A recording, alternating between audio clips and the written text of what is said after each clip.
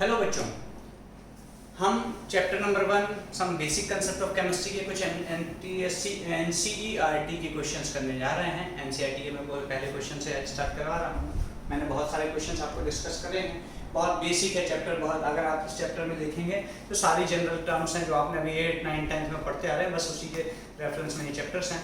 आपको एनसीईआरटी के क्वेश्चंस का कुछ सॉल्यूशंस मैं आपको दे रहा हूँ जो आपको हेल्पफुल होगा। चलिए क्वेश्चन नंबर 1 के बारे में अगर हम देखते हैं, क्वेश्चन नंबर फर्स्ट के बारे में अगर आप देखेंगे तो आपको क्या देखने को मिलेगा। फर्स्ट क्वेश्चन बोल रहा है calculate the molecular mass of the following. Molecular mass निकालना है, किस किस चीजों को निकालना है। 3 क्वेश्चन दिए हैं। कौन कौन से क्वेश्चन दिए, पहले H2O दिया हुआ है, देन उसके बाद CO2 दिया हुआ है और CH4 दिया हुआ है। H2O मतलब वाटर, देन सेकंड नंबर पे दिया है CO2, देन थर्ड नंबर पे दिया है methane CH4। Calculate the molecular mass. अरे बहुत आसान है सर, बचपन में करते आते थे भाई, बचपन का काम फिर से करना है। सारे क्वेश्चंस हम देख रहे हैं। NCERT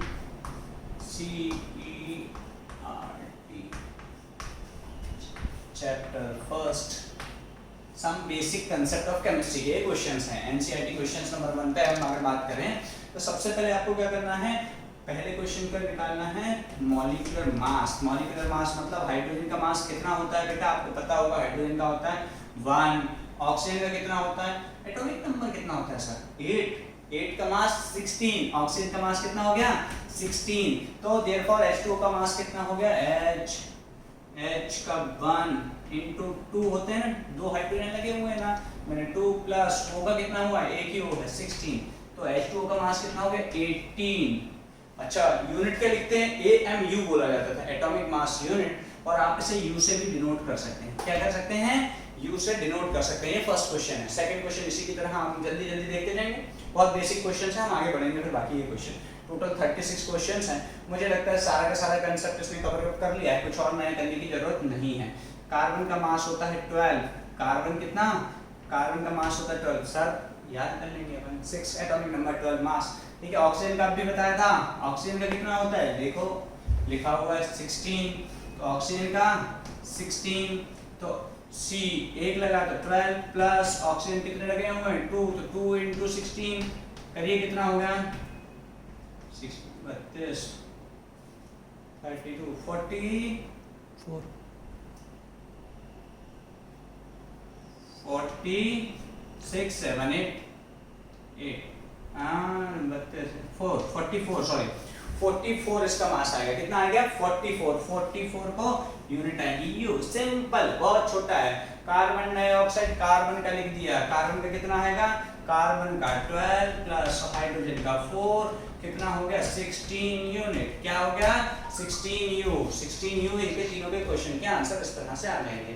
बहुत आसान है, ये जो आप पहले से करते आ रहे हैं वही करना है। Calculate the mass percent of different element present in sodium sulphate. ठीक है, हम अलग अलग सब्सटेंस का मास परसेंट निकालते हैं, उसका मास परसेंट क्या होता है, मास परसेंट होता है बेटा। सेकंड क्वेश्चन की ओर हम आगे बढ़ते हैं। पहले मैं आपको बताता हूं मास परसेंट Na2SO4 का निकालना है। क्या निकालना है, ये सभी में नोट डाउन कर लीजिए, पॉज करके आप लोग लिख लीजिएगा। सर आपका है इतना तो हम इंटेलिजेंट हैं, कोई बात नहीं। चलिए क्वेश्चन नंबर 2 की ओर बढ़ते हैं।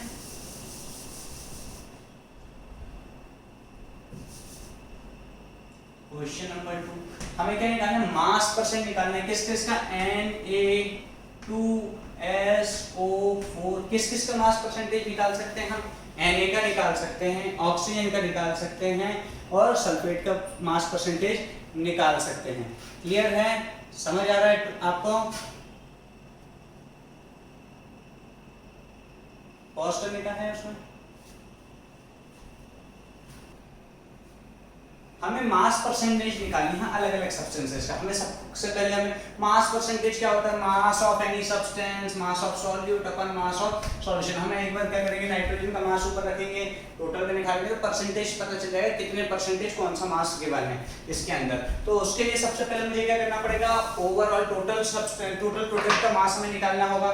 टोटल मास देखा जाए तो ये सोडियम का कितना होता है, पता है सर 23, कोई बात नहीं बेटा, 23 into 2 लगे हुए ना। अच्छा इसका कितना होता है सल्फर का होता है 32, वाह सर पता है। ऑक्सीजन का कितना होता है 16 into 4।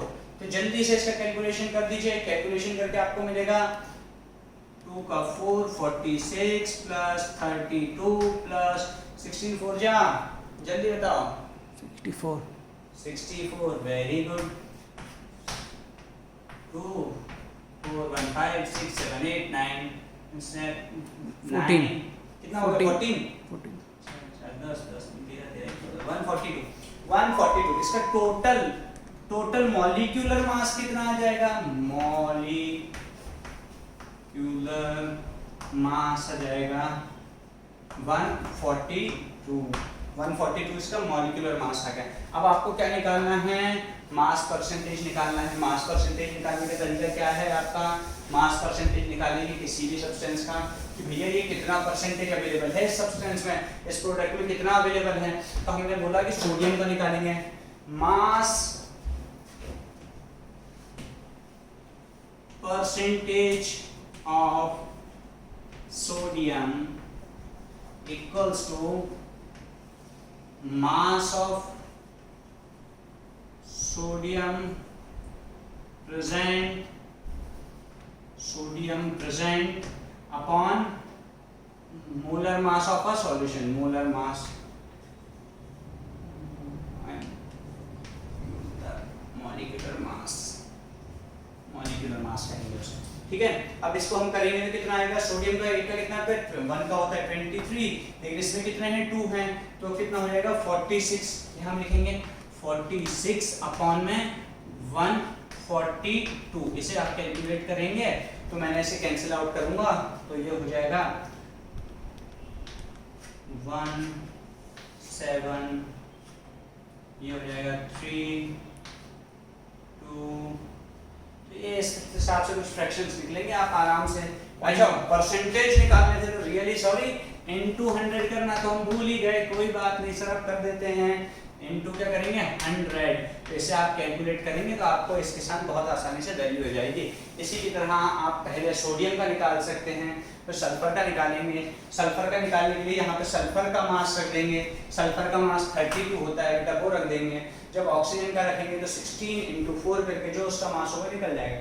तो आपको परसेंट जो वैल्यू आएगी लास्ट में कैलकुलेट करने के बाद वो परसेंटेज में आएगी। आप बोल सकते हैं मास percent of sodium in this, sulphur in this and oxygen in this, ये तीनों की तीनों आपको सॉल्व करनी है। मैंने मॉलिक्यूलर मास आपको निकलवा दिया, नीचे 142 ही रहेगा, ऊपर जिस भी सब्सटेंस का निकालना उतना मास उसका कैलकुलेट करके रख देने का और काम बन जाएगा। क्लियर है सभी को, आगे बढ़ते हैं।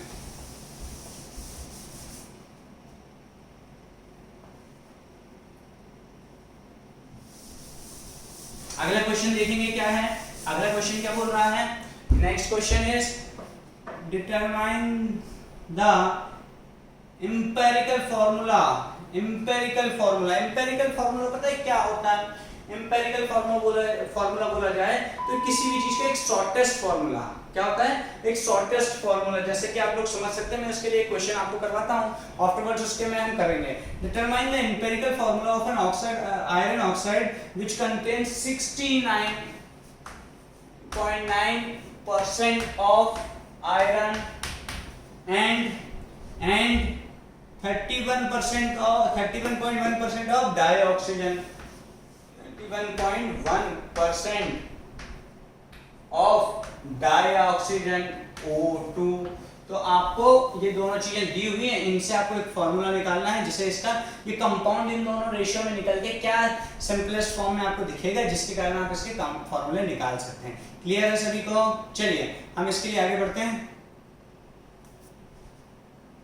चलिए बच्चों, जैसे कि हमने बात करी एम्पिरिकल फार्मूला निकालने की, तो एम्पिरिकल फार्मूला के लिए अगर क्वेश्चंस हम देखें तो सबसे पहले दो चीजें आपको दी हैं, वो क्या दी है, आयरन Fe कितना दिया है, Fe दिया है 69.9%, और जैसा कि यहाँ पे लिखा ही हुआ है ऑक्सीजन आपको दिया हुआ है कितना दिया है 31.1%। सबसे पहले इस तरह के जब क्वेश्चंस आते हैं हमें एक छोटा सा टेबुलर फॉर्म में हम बनाते हैं, उस क्वेश्चंस को कैसे टेबुलर फॉर्म में बनाएं और उसको कैसे हम सॉल्व करें ये जल्दी से मैं आपको बता देता हूं। ठीक है, बहुत ज़्यादा क्वेश्चन नहीं है, बहुत इजी क्वेश्चन है, आप इसके लिए ज़्यादा टेंशन ना लें।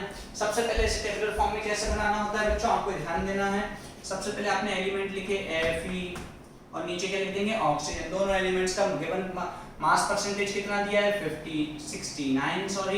69.9, देन इसका कितना दिया है 31.1। हमें परसेंटेज में दिया है तो हम इसका एक क्या करेंगे कैलकुलेशन कंसीडर करेंगे कि हम इसे मास इन 100 gram of compound, 100 gram compound को हम कंसीडर करेंगे कि हम इसे कोई भी कंपोजिशन तो हमें कंसीडर करनी पड़ेगी ना। आयरन ऑक्सीजन ये दिया हुआ है तो हम इसका सॉल्यूशन किस में कंसीडर करेंगे 100 ग्राम्स में। किस में कंसीडर करेंगे 100 ग्राम्स में। तो ये क्या हुआ एलिमेंट, ठीक है, mass percentage given mass percentage कह सकते हैं, मास इन 100 ग्राम सॉल्यूशन कितना हो गया 100 ग्राम सॉल्यूशन करेंगे। 100 ग्राम सॉल्यूशन में से निकालेंगे। मैं राइटिंग बहुत टेढ़ी मेढ़ी जा रही है पर कोई बात नहीं, समझ आना चाहिए। 100 ग्राम में बेटा ये देखो परसेंटेज भी 100 में आता है, मास भी हमेशा हम अगर 100 में कर रहे हैं तो मास भी कितना हो जाएगा 69.9 हो जाएगा इसका, और इसका होगा 31.1 क्योंकि हम इसमें किसमें कंसीडर कर रहे हैं 100 ग्राम्स में। हमें ऐसा क्यों करना है क्योंकि हमें एम्पिरिकल फॉर्मूला निकालना है। तो हमें क्या निकालना है, अब निकालना है मोल्स इन 100 ग्राम्स। मोल्स कैसा निकाला जाता है, अब हम आपको बात करें मोल्स निकालने के लिए, आपको बचपन से पढ़ते आ रहे हैं मोल्स कैसे निकालते हैं बेटा। मोल्स निकालने के लिए क्या करना पड़ेगा हमें, सिंपली गिवन मास अपॉन क्या करेंगे molecular mass, given mass upon atomic mass करेंगे। तो इसका गिवन मास है 69.9 डिवाइड बाय किससे करेंगे, आयरन का एटॉमिक मास होता है 56, आपको याद होगा बहुत आसान है। और इसका कितना होता है 31.1, ऑक्सीजन का भी किया था 16, ये दोनों के दोनों हम निकालेंगे तो ये कितना मोल निकलेगा 1.25 मोल निकलेगा। कितना निकलेगा आप कैलकुलेट करिएगा, देखने को मिलेगा। ठीक है, आफ्टरवर्ड्स ये कितना निकलेगा 1.88 मोल निकलेगा। समझ आ रहा है सभी बच्चों को, ट्राई करेंगे आप कैलकुलेट करना है, बहुत ज्यादा कुछ भी नहीं है, आपने मोल्स निकाले हैं तो वो आपको सही के मिल गया है। आफ्टरवर्ड्स अगर हम देखें, अब इन दोनों को कंपेयर करना है। मुझे कंपेयर करने में क्या करूंगा मैं, कंपेयर करने के लिए मैंने एक चीज करी, कंपेयर करने के लिए मैंने क्या प्लान किया कि इसको 1.25 से डिवाइड करूं तो रेशियो प्रॉपर आएगा, है ना, ये बहुत ज्यादा रेशियो में है। तो मैंने इस क्वेश्चन को कहां ले लिया इधर, इनको कंपेयर किया मैंने। कंपेयर करने के लिए क्या करेंगे 1.25 को डिवाइड किया 1.25 से, ठीक है, देन 1.88 को कंपेयर किया 1.25 से। तो जब मैं कैलकुलेट करूंगा तो 1 जा और ये निकलेगा 0.88 1.5। तो अगर आप देखेंगे तो इनका रेशियो क्या होगा, सिंपलेस्ट रेशियो क्या होगा 1:1.5। तो मतलब क्या हुआ, आयरन कितना है, अगर Fe 1 हुआ तो O कितना होगा 1.5 होगा, 1.5 मैंने बोल दिया, सॉरी यार, 1.5 मतलब 1.5। लेकिन ये सिंपल होल नंबर रेशियो नहीं है तो इसका एम्पिरिकल फॉर्मूला क्या होगा, मल्टीप्लाइंग बाय 2 बोथ साइड, तो हम बोलेंगे Fe2O3। ये इसका एम्पिरिकल फॉर्मूला भी होगा और यही आयरन ऑक्साइड का मॉलिक्यूलर फॉर्मूला भी होता है। कई बार कई जगह पे एम्पिरिकल फॉर्मूला और मॉलिक्यूलर फॉर्मूला सेम होते हैं। आई थिंक आपको ये तीनों क्वेश्चन समझ आए होंगे।